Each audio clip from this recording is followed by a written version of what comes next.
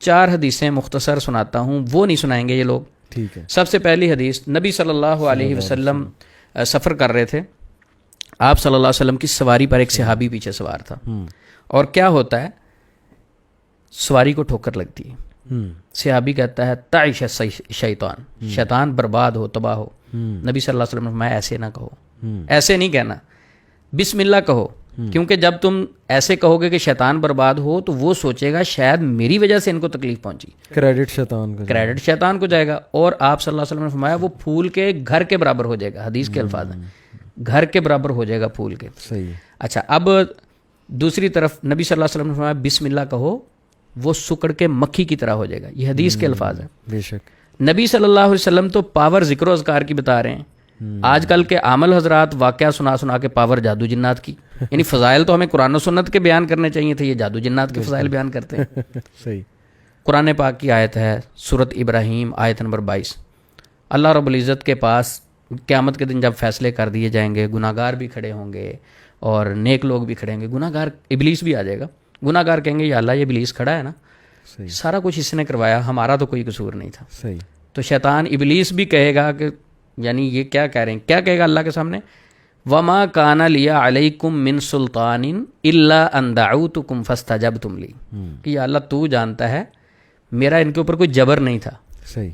تیری دعوت بھی آئی تھی، یہ تو مفہوماً ہے کہ اللہ کی دعوت بھی تھی، اور شیطان کہتا میں نے بھی ان کو دعوت دی، انہوں نے میری دعوت قبول کر لی، میرے وسوسے مان لیے، میری وجہ سے یہ شرک کی طرف چلے گئے، میرے وسوسے کی وجہ، جبر نہیں کیا میں نے، زبردستی ان کو اٹھا کے قبروں پہ نہیں لے گیا، زبردستی اٹھا کے جادوگروں کے پاس نہیں لے گیا، انہوں نے اپنی مرضی سے کیا سارا. بالکل صحیح. اچھا آگے کیا ہے، فلا تلومونی ولوموا انفسکم، ابلیس مخاطب کر کے کہے گا اور اپنے نفسوں کو ملامت کرو، میرے اوپر نہ سارا کچھ ڈالتے جاؤ. اللہ.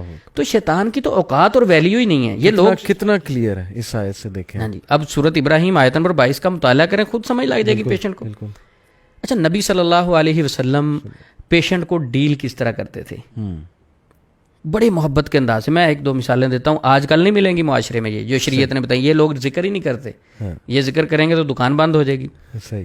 نبی صلی اللہ علیہ وسلم کے پاس ایک شخص آیا، بدو تھا، عرابی تھا. اس نے کہا اللہ کے نبی رات خواب دیکھا میرا سر کسی نے کاٹ دیا. مسلم شریف میں حدیث ہے، سر کسی نے کاٹ دیا، اس سر کے پیچھے میں بھاگ رہا ہوں. صحیح. اچھا، آپ صلی اللہ علیہ وسلم اس کی تعبیر کیا کرتے ہیں، مسکرائے. سب سے پہلے اس کا غم، ٹینشن، پریشر کو ڈاؤن کرنے کے لیے مسکرائے. آپ نے فرمایا شیطان تمہارے ساتھ چھیڑ خانی کرتا ہے خوابوں میں سوئے ہوئے، ایسا خواب کسی سے ذکر نہ کرو. چیلنج ہے علی بھائی آج کے دور میں، ایسا خواب آپ کسی سے جا کے معالج سے ذکر کریں، وہ کہ اوہ ہو جادو ہو گیا آپ پہ، سر کاٹ دیا، ختم گیا علی بھائی، اتر گیا تھا سر، وہ جادو ہے جی، یہ تو کنفرم، اب تو کچھ بھی نہیں بچے گا. صحیح. اسلام کیا کہہ رہا ہے، نبی پاک کے پاس صحابی ہیں، آپ مسکرائے، یعنی ٹینشن ہی نہیں لی. اس کو بھی کہا حوصلہ کرو، یہ شیطان چھیڑ خانی کرتا ہے. اچھا، میں نے علی بھائی ایک حیرانگی کی بات ہے، جتنی حدیثیں خوابوں کے ریلیٹڈ پڑھی، آپ صلی اللہ علیہ وسلم نے فرمایا برا خواب کسی سے ذکر نہیں کرنا. بالکل صحیح. آج کے معالجین، آج کے علاج کرنے والے آپ سے علاج شروع کرتے وقت برے خواب سے ہی بات شروع کریں گے. آپ میرے پاس ٹریٹمنٹ کے لیے آئے، میں سب سے پہلے کیا سوال کروں، علی بھائی برے خواب بھی آتے ہیں؟ ہاں جی آتے ہیں. بھینسیں بھاگتی ہیں پیچھے، بلڈ نظر آتا ہے، او ہو جد. اور اللہ کے نبی صلی اللہ علیہ وسلم تو منع فرما رہے ہیں کہ برا خواب کسی کو نہیں بتانا. اور آپ کون سے شرعی معالج ہو جو اس سے سب سے پہلے برے خواب کے بارے میں پوچھ رہے ہو؟ اور اسلام تو کہہ رہا ہے کہ برا خواب جو ہے کسی سے ذکر نہیں کرنا. کیا کرنا ہے، اعوذ باللہ من الشیطان الرجیم، بائیں کندھے پہ 3 بار تھوکیں، اسے زائل کر دیں، اسے اگنور کر دیں، ذہن سے نکال دیں. وسوسہ ہے ایک. تو یہ اسلام کا طریقہ کار کیا ہے کہ جب کوئی پریشان آتا تھا اس کو تھپکی ملتی تھی وہاں سے. زبردست. اور آج کا معالج ہے، اس کے پاس آپ چلے جائیں، تھپکی کی بجائے مزید خوفزدہ کرے گا. کیوں؟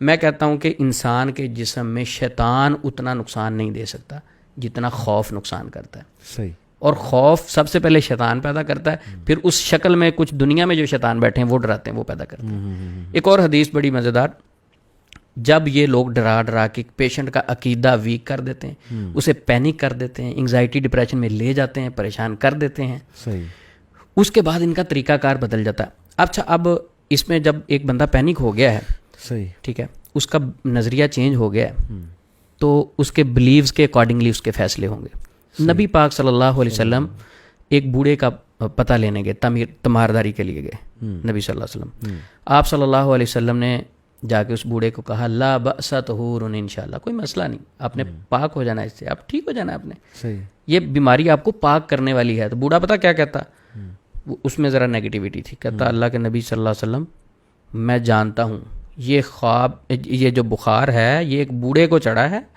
اور بوڑھے کو پکڑنے کے بعد یہ اس کو قبر تک لے جائے گا. یہ حدیث کے لفظ ہیں. اللہ. تو نبی پاک صلی اللہ، بخاری شریف کی حدیث ہے، نبی پاک صلی اللہ علیہ وسلم نے فرمایا ٹھیک ہے پھر اللہ تیرے ساتھ ایسا ہی معاملہ کرے. اللہ. مختلف روایات میں ملتا ہے کہ نیکسٹ ڈے ہی اس کی ڈیتھ ہو گئی. اب اس کے اندر نیگیٹیوٹی تھی. آج کل مریض کے اندر نیگیٹیوٹی معالجین پیدا کرتے ہیں. صحیح.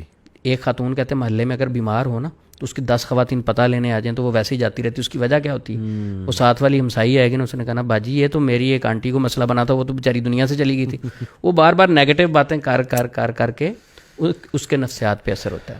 صحیح. تو یہ ساری چیزوں سے علی بھائی سمجھ یہ لگتی ہے کہ انسان کے نفسیات پہ یہ چیزیں اتنی اثر انداز ہوتی ہیں، انگزائٹی، ڈپریشن، سٹریس، اگر تو کسی اور معاملے کی وجہ سے تو ان سے بوسٹ اپ ہو جاتا ہے، مزید بڑھ جاتا ہے. کچھ لوگ تو آپ کو ایسے بھی کہیں گے علی بھائی جنات میں نے آپ کے جلا دیے اور آپ کے جن میں نے ایک بوتل میں قید کر دیے. ٹھیک ہے، آپ کے جن قید بھی ہو گئے بوتل، نیکسٹ ڈے وہی پھر حاضر ہو جاتے ہیں پیشنٹ میں. صحیح. وہ نیکسٹ ڈے کہاں سے آ گئے؟ اب عامل صاحب سے پوچھا جائے، سب سے پہلا سوال عامل صاحب سے پوچھا جائے آپ نے جن جلائے؟ جی. کتنے جلائے؟ جی 500 جن جلا دیا. صحیح. ان سے حلفیہ پوچھیں کہ قسم کھا کے اٹھائیں آپ نے کبھی دیکھے ہیں جن جلے ہوئے؟ کبھی دیکھے ہوں؟ یہ جو گنتی کرتے ہیں کبھی سامنے کھڑے ہوئے دیکھے ہیں؟ صحیح. انہ یراکم ہوا وقبیل من حیث لا ترونہ. سبحان اللہ. وہ تمہیں وہاں سے دیکھتے ہیں آپ تو دیکھ نہیں سکتے. ایک معالج تو دیکھ نہیں سکتا، گنتی کیسے کر لیے؟ پھر کہتے جلا دیے. حضرت بخاری شریف کی حدیث ہے، حضرت علی رضی اللہ عنہ کے پاس کچھ زندیق لائے گئے، حضرت علی رضی اللہ تعالیٰ عنہ انہیں جلا دیا. یہی بات عبداللہ بن عباس رضی اللہ عنہ تک پہنچی.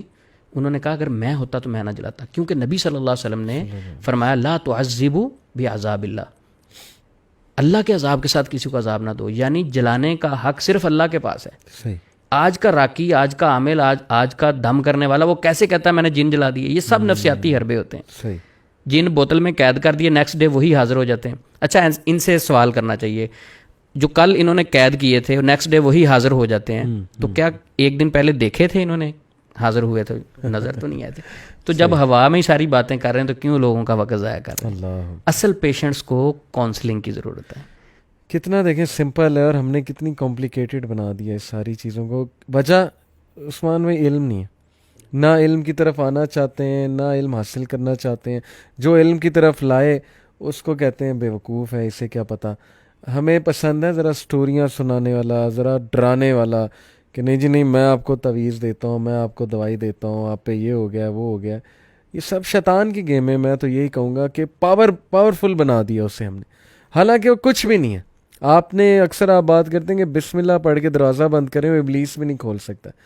ہم نے چھوٹے چھوٹے شیاطین کو اتنا پاورفل بنا دیا ہے باتیں کر کے کریڈٹ دے کے کہ اب وہ انسانوں پہ ہنستے ہوں گے کہ یار یہ ہے وہ حضرت آدم علیہ السلام کو سجدہ کرایا فرشتوں سے، یہ آدم کی اولاد ہے، اس کی وجہ سے جو ہے وہ ہم سے بادشاہت یہاں کی چھینی. پہلے جنات یہاں پہ ہوتے تھے.